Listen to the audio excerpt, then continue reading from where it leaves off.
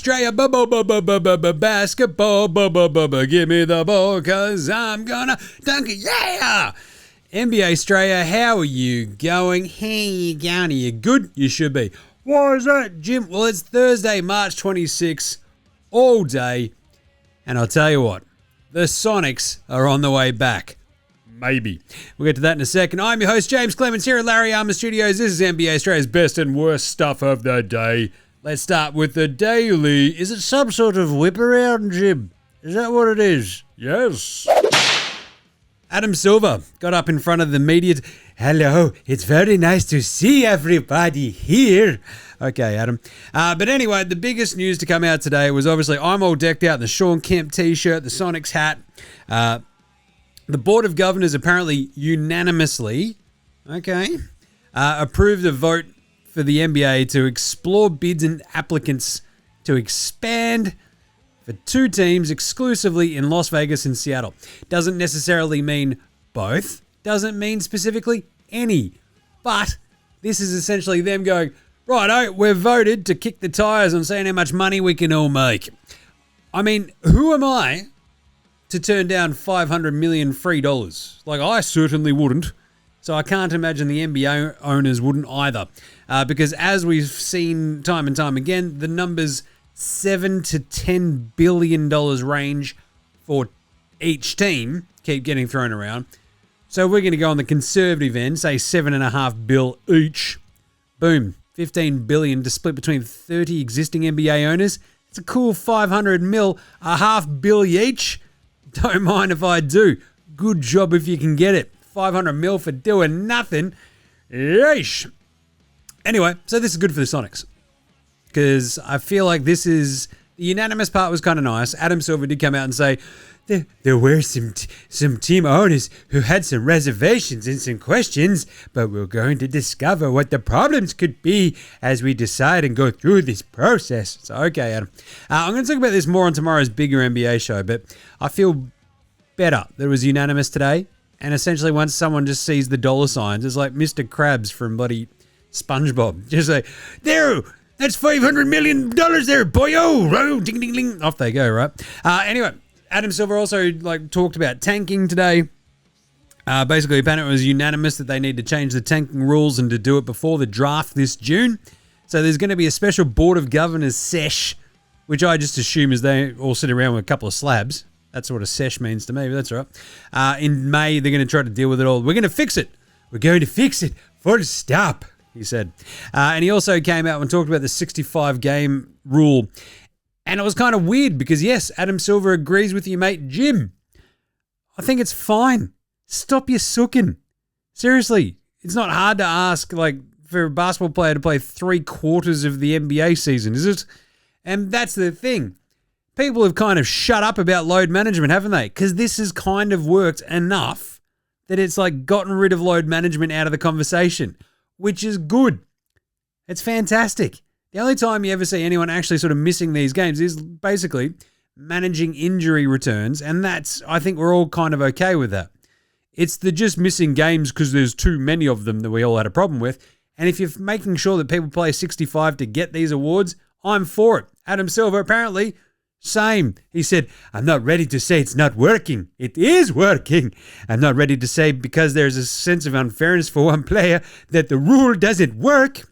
Yeah, basically, this is kind of it, right? It sucks that Cade Cunningham might miss, but that's injuries happen. It sucks. I get it.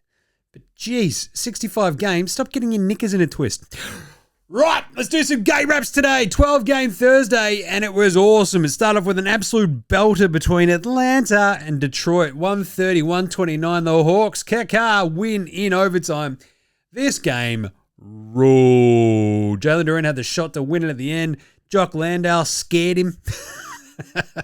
Dyson Daniels causing all sorts of havoc. He had 27, 8, and 12 for Jalen Johnson. Unreal game. Hawks are flying. They're in the 5 seed. We'll do the playoff race wrap up in a second. Lakers got by the Pacers. Took a bit. Pacers came flying out of nowhere in the end. Luka came back on in the fourth quarter, took a couple of shots, then pissed off again. He had 43, 6, and 7.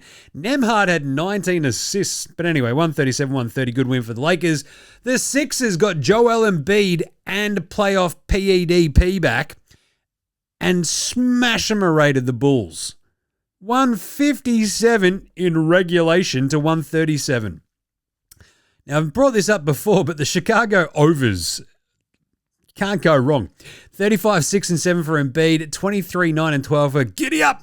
Embiid did that in 3 quarters. Not bad. Playoff PEDP was really good too. It's kind of nice when you play a team that doesn't play defense in your return. Thunder Celtics, absolute belter. OKC lose it 109-119 because Jaylen Brown goes spare. Tatum was awesome. And I don't know, OKC didn't get the rub of the ironically green in this game for a lot of their foul grifting. And the Celtics threw it back on them. It was pretty funny to watch. This was a huge win for the Celtics. Keeps them within spitting distance of the 1 seed, ekes them back up above the 2 seed ahead of the Knicks. So awesome game. Everyone was going spare. This was just like you had Scal screaming into the microphones. It was chaos. It was awesome. Great win for the Celtics. The Heat, we called this one on yesterday's show, 120-103. The most Miami win you could imagine, right? Absolutely obliterated them in the second quarter, then got obliterated in the third quarter, then obliterated the Cleveland Cavaliers in the fourth. It was just the world's most chaotic roller coaster you can imagine. Spurs slapped the Grizzlies around 123-98. That was a fun one. Wemby versus GG Jackson. I'll talk about that again in a second. The Wizards got by the Yaz. It's a soft J in a wild tank off. The Yaz just were not there at all. What was it, like 72-45 at the half? Gross. What the hell was that? I mean... What was that? What the hell was that? Then we got the, no, you blow this game. No, you blow this game. Oh, you blow this game. Between the Wolves and the Rockets, 110-108 in overtime. Basically blowing the game. Also, they hadn't missed a free throw. Then Kevin Durant misses 2 at the end. They get the ball back and they still can't get the game-winning shot off. The Rockets are a mess. But also, they went on a 24-4 run to take control of this game and be up double digits in overtime, which they then blew within 3 minutes. It was insane. What a game. Absolutely gnarly. Yeah, Durant not being able to hit a shot in the entire first 3 quarters, then going off his head in the fourth in the OT. Alpi Şengün face planting with a game-saving block on Randall. He's basically his lip and his mouth coming off his head. Şengün was awesome and everywhere. Amen. Jaden McDaniels was unreal. Randall was okay for these moments. Gobert fouls out. You have Naz Reid getting tossed by Scott Foster, like basically for the most chill, but he was moving. Get out. It's like, what? This is absolutely 2 one-legged men in an ass-kicking contest about who could blow this game the worst. I feel bad for both of them. Good win for the Wolves, I guess. The Nuggets, it took 53 from Jam and Jamal Murray to get by the Mavs, 142-135. Coop, had 26, 8, and 7. Jokic nearly ripped off a 20-20-20. There's only been 3 of them, and he's got 1 of them, and he nearly had another one. Unbelievable. I'll talk about that again in a second. Warriors get by the Brooklyn Nets, who threw the game literally away in the last bit. They didn't get the 3-point shot off. Just threw the ball away. It was weird and should probably get looked into. But anyway, 109-106. Warriors, what are you doing? They even had the extreme zinger meal. Extreme zinger meal. They could barely get past a Brooklyn Nets team that has no one. The Bucks got smash-em-rated. They got straight killed. He got straight killed. By the Blazers, 130-199. Yep, sure. Ryan Rollins was incredible, but good job by the Blazers. And then the Clippers absolutely did a number on the Raptors, who just were horrible. Garland was good. Mathurin was awesome. Kawhi. Unreal. 119-94. There you go. All right, before we get into the NBA Straya Performer of the Night, let's do playoff race. Check.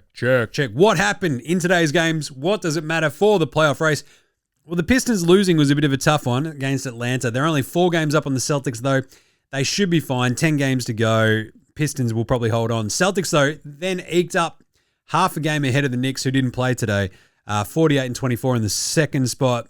Knicks, okay there, but, they've got a big Charlotte game tomorrow. We get that. Cleveland lose, but they're locked into 4, basically. Atlanta with the big winner today. They've jumped all the way up to 5 now. They're a half game up on the Raptors, who dropped to 6. So that was a big win for the Hawks over the Pistons.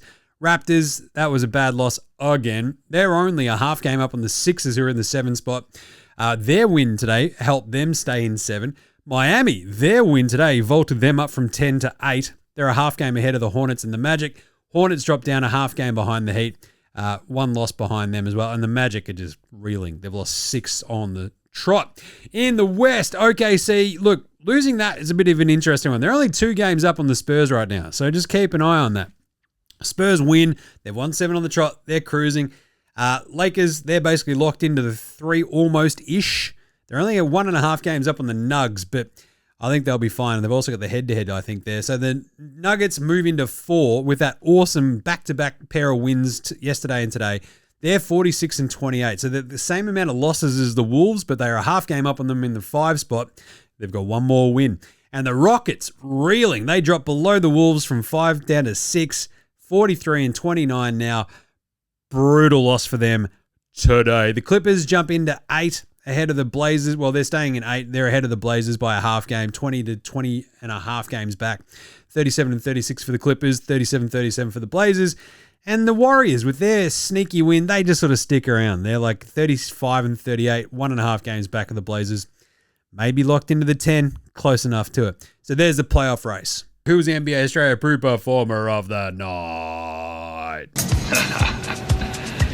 That's not a knife. That's a knife. Honorable mention to Luka Doncic having a 43 6-7 game. He had 21 points in the first quarter, and I'm like, look out, here comes 83. And then he cooled off a little bit. He had 7 points on 6 shots in the second quarter. And then by that point, you're like, oh yeah, I don't think he's going to get to 83. But that was still very cool. 11 points in the third quarter. You're like, wait a minute. Oh, no, it's okay. Absolute chaos. Very good game. He shot 15 of 30 from the floor, 4 of 10 on threes, 9 of 10 the free throw line. Honorable mention because Jokic had 23 points, 21 rebounds, and 19 assists. That's just taking the piss. Jokic, what are you doing, mate? As mentioned, he had a 30, 20, and 20 last year, and only Wilt Chamberlain and Russell Westbrook have 20 games. All time, and he nearly had a second one. It was absolutely gnarly. But at the same time, you remember what he had yesterday? Because this is what happens. Everything moves so fast, you're like, bloody hell. So he has a 23, 21, and 19 today. Yesterday, Nikola Jokic had a 23, 17, and 17. Now, I'm no math magician. But to put up a 46, 38, 36 across 2 games is just a bit how you going. Oh, that's awesome. And Jamal Murray threw in 33 points out of absolutely nowhere. He was cooking. Ends up with 53. Jamal Murray, Fitty Burger. 53, 6 and 4 for Jamal. Shot 19 and 28 from the floor, 9 of 14 from 3, 6 rebounds, 4 assists. He was awesome. And you also had Embiid, the 35 points in what? Like absolutely. He played 28 minutes. That's just, I mean, yes, he's playing the Bulls, who basically could start me at center and they might have a bit of a chance. He shot 12 of 17. He had 35, 6 and 7 in his return. That was awesome. And in terms of performer of the night, Jaylen Brown absolutely went at the Oklahoma City Thunder, and I loved it. 31, 8 and 8 he finishes with. But it's the way that he took it to him. He's like, hey, remember me? I won an NBA championship before you guys. I even won finals MVP. I'm not afraid of you. I'm not afraid of him anymore, daddy. Like that kind of vibes. Jaylen Brown was absolutely awesome. He was going at SGA, laughing at him. He was like, you know, exchanging dunks with people. It was absolutely awesome. That was a knife. So what a day in the NBA. We had heaps like CJ McCollum.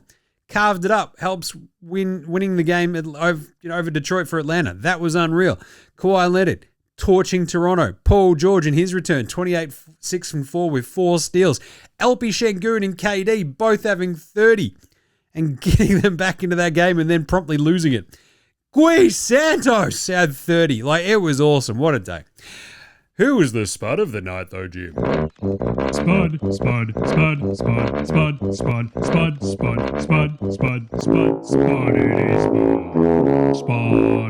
the night. Spud of the Nah. Gary Terrence Trent Darby Jr. goes 0 of 7 for the Milwaukee Bucks. Brutal.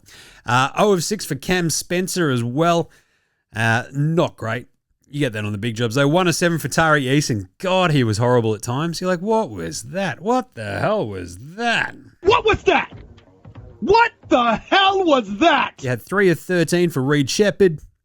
1 of 6 for Slow-Mo Cole Anderson. Lindy Waters, the third as well.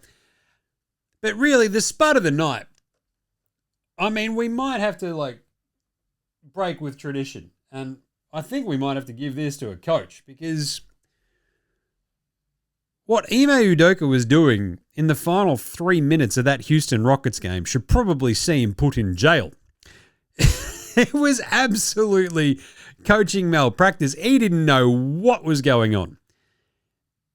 The thing is, Chris Finch could have also been put in jail for the, 5 minutes prior to that, when they gave up a 24-4 run to completely blow the game until they didn't.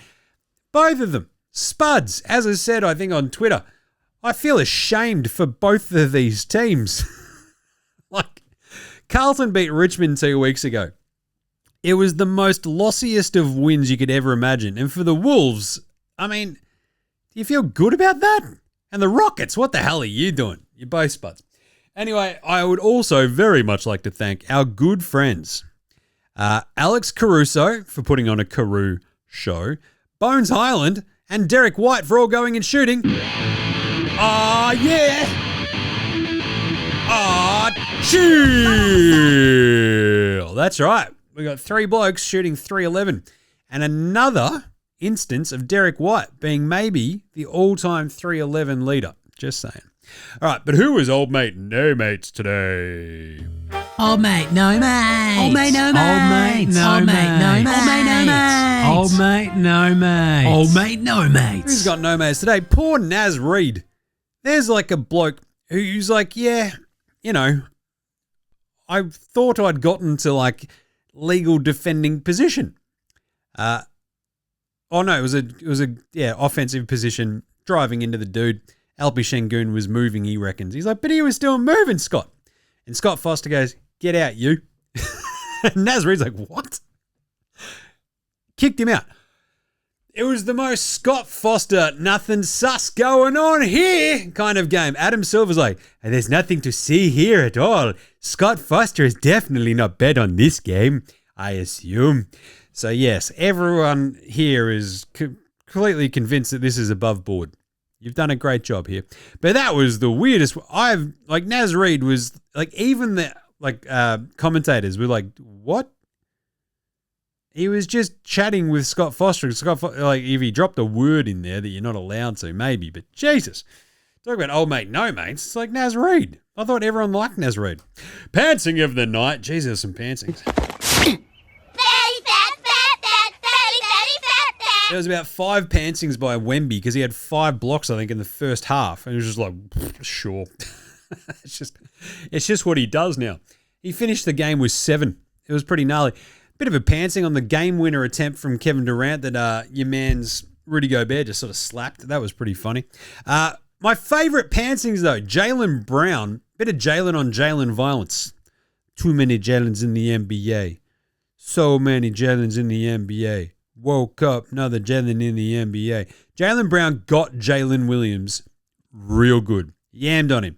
SGA also got by Jaylen Brown in a very different way, where Jaylen Brown foul bait pump faked SGA. That's called turning the tables. Sucked in.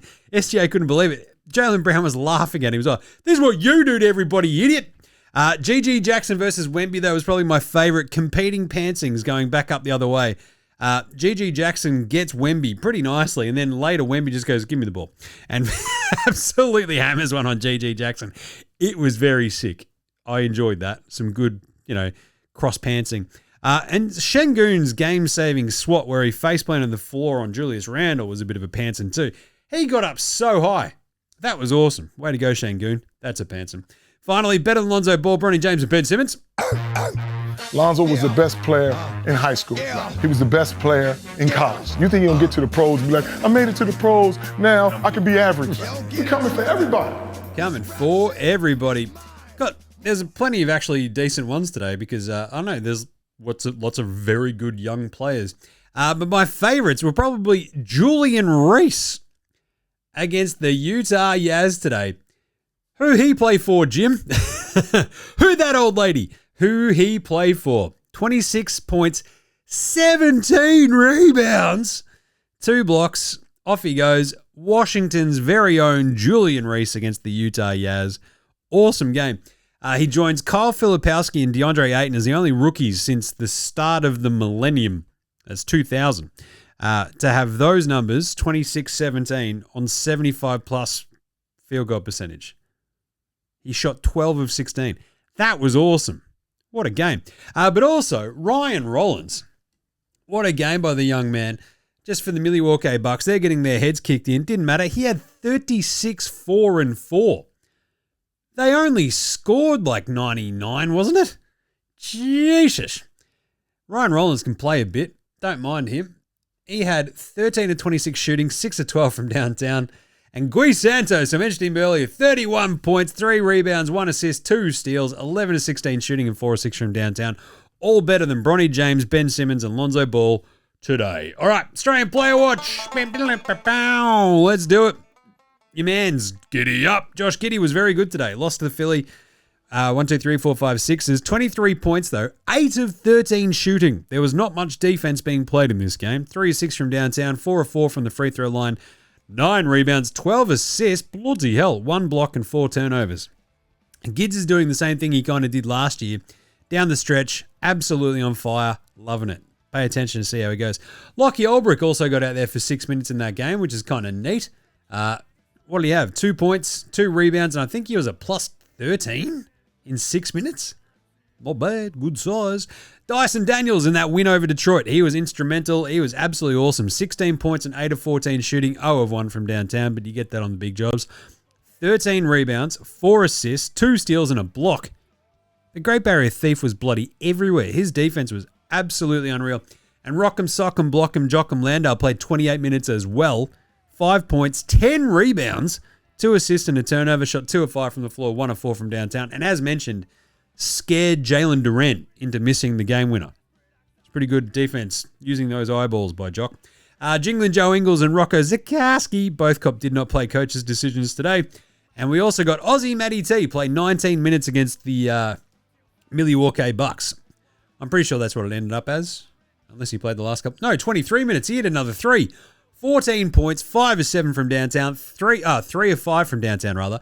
5 of 7 from the floor, 1 of 1 at the free throw line, 8 rebounds, 3 steals and a block with 2 turnovers. Don't look now, but Matty T is carving them up. And I am here for it. He is awesome. There you go. I think that was it. I don't think we got Tyrese Proctor out there today. Oh, no, he did. He got out there for 6 minutes at the end. So 6 minutes for Tyrese. 2 steals, 1 rebound, 0 of 1 from the floor, plus 2 in his return from his quad injury. Not bad. Right, what about tomorrow's games, Jim? What do we got? Well, we've got some pretty fun ones, I'll tell ya.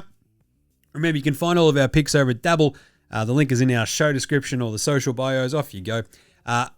We've got the Knicks at Charlotte. This is a ripper.